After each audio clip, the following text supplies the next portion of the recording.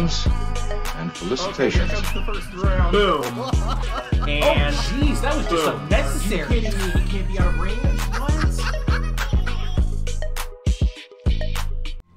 Greetings and felicitations, YouTube. You're all the happy and way here with an educational replay. This was submitted by Airrunner. It's called Why You Shouldn't Forest Camp, or How to Take Down a Forest Camper. But this is a good opportunity for me to teach some of the newer players that we're getting in Troy about, you know, ways to play this game.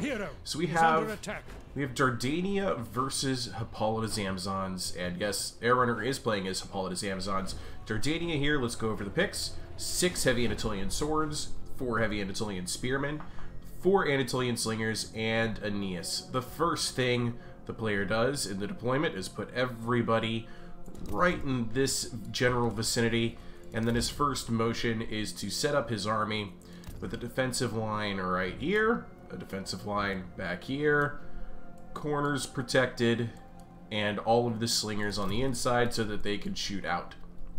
Airrunner's first step is to go ahead and move his fighter Ravager hero up here with javelins, and just get point blank with all of this and draw as many slinger ammo rounds as he can, and also, you know, trade some javelins in with all the heavy infantry. Right now it's mostly just scouting. The rest of Airrunner's army, we have 6 black spears. They are in the spread and charge formation. There are 3 horsewomen, 3 Amazon champions, and 1 war rider. Now, this stage of the battle, where the fighter Ravager is going to dance around this and try and draw out as much ammo as possible and spend his ammo intelligently into, you know, getting as many kills as he can, lasts for like 10 minutes. 10 minutes. And he just gets in right up close and personal because he's trying to bait out as many attacks as he can, because this fighter Ravager can just dance around the battlefield completely unimpeded. This also gives Airrunner time to set up his army and everything. We're just gonna get there, and I'll see you guys in a couple of minutes. Okay, here's the tactical display, and we're starting to get some motions of attack here. Already, Airrunner is activating chariots to attack. Yes, attack into the tree line, into the heavy infantry. But he's not going to be so straightforward about it. He's going to be a little bit cagey. He's going to aim for gaps, and then he's going to bring cavalry in. He's going to bring the hero to dance all the way around, and all of the black spears are also going to move in here. He's just going to go all in, all at once. Let's get into the battlefield so you can see what I'm talking about. Some of the heavy Anatolian swords are a little bit out of the scrub line position, so they're going to get a hit. These heavy Anatolian swords, you can see they actually took some significant damage from the Amazon champions. And here's the thing, Amazon champions, this is a broke-tacular unit. It is so busted. It is absurd how good this unit is, to the point where it's definitely broken. And here comes that rear charge. You can see there's actually some gaps in the line where the horsewomen can actually get through and right into the Anatolian slingers. And let's talk about the build real quick. The player definitely built with this as his strategy. Lots of heavy infantry, protect your skirmishers, you know, put up a defensive formation, and kill the enemy with ranged. Well, here's the thing. With this army, who's actually doing the killing? When you play like this, who's actually getting your value? And this is why we like having the end battle statistics show damage counted as value, because it actually shows very detailed, very specifically how these individual units performed in the battle. And when you're playing with your spearmen, where you don't want them to actually attack these horsemen, they could have. They absolutely could have caught those horsemen there for that moment and dealt really serious damage. Or if he had, you know, just lined up his infantry better. Or if he hadn't to put all of his eggs into the Anatolian slinger basket. Because playing this way, he's saying, I want my slingers to make all of the kills. Are they going to make that many kills, though? Do they have enough ammo?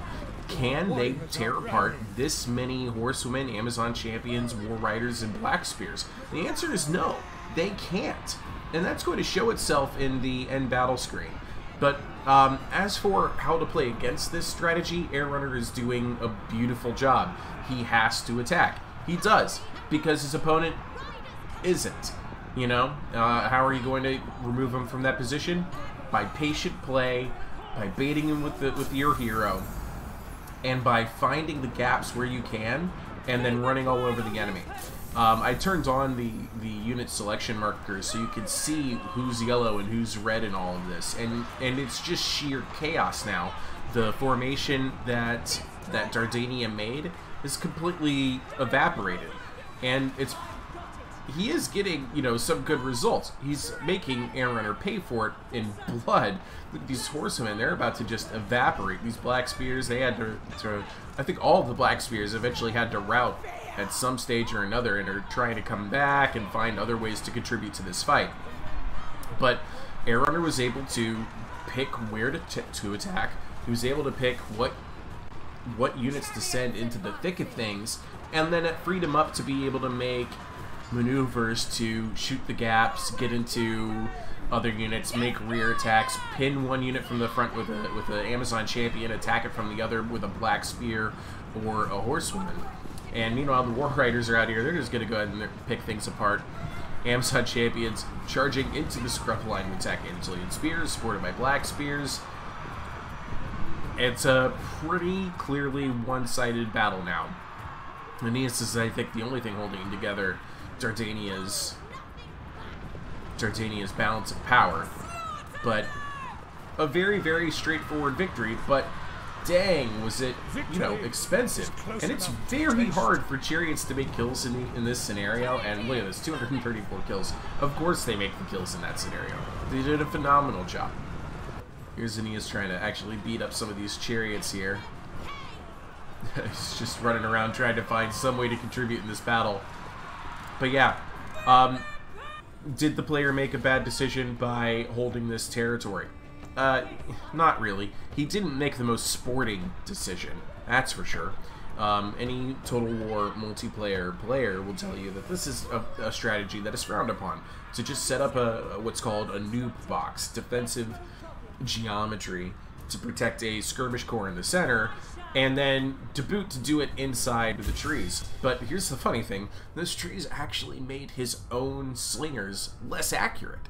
So while they were protected from chariots, he would have been better off doing this strategy in the open field. Those heavy infantry would have done just fine against heavy chariots anyway. They should have, and yes, they would have gotten significant bonuses against the chariots in the scrub line, but because he wanted his slingers to do the work, he was actually making it harder for his slingers to do that job. Let me show you the statistics. Let's see here. So keeping in mind that Anatolian slingers are a 500 fund slinger, let's look at their value. 747, 9 kills. Not too bad. Must have gotten some of that damage done against chariots. Okay. That's 747 out of the 12,400 of that his opponent brought. Let's look at the other one. 388. Didn't even pay for itself. We've made it to just over 1,000 now. How about this one? 697. Not bad. Sort of like 1,700. Okay. Okay. And then here, 1,252. 13,000 damage caused. That was the aim. That's what he was going for. He wanted big numbers. This one paid for itself twice. So what is this? This is 12,500. That brings it up to a solid 2,000, 2,400. Yeah, like 3,100 across 4 slingers. 3,100 is only a fourth of Airrunner's total army here. And because he played so defensively with all this heavy infantry and with Aeneas, what do we end up with here? 597. 412, 500, 500, 700, 700, 500, 200, 400, 400, 400. These units all cost, at the very minimum, let's say I think the heavy Anatolian swords are 880 and the heavy Anatolian spearmen over 1,000, and he paid for the XP on these guys too, making them even more expensive. You need to have a strategy for who's doing the killing and are they making their value for it. Meanwhile, let's take a look at Airrunner's display. Only 300 value from that hero, but the value the hero brought was in agitating the enemy and trying to get him to abandon his position, which is the strategy you should employ. 500 here, 200 here, 400 here, 1,100 1,000, and 1,200. So half the Black Spears, they had the misfortune of just pretty much tying down heavy infantry that tore them up. The other half did really well against that same heavy infantry by rear attacking and other things. The Horsewomen, 500, 700, 300. Again, shooting the gaps where they can, but in a disadvantaged scenario, they could only do but so much work. But it's going to be the Amazon champions here. 1,200, 1,700, and 1,000. Yeah, that 1,700 I do believe is going to be our battle MVP. Yes, it is. Yes, it is indeed. A very, very good showing. Again, I wouldn't recommend bringing Amazon champions because they're absolutely broken, but hey, I'm glad Air Runner brought it for this exact scenario.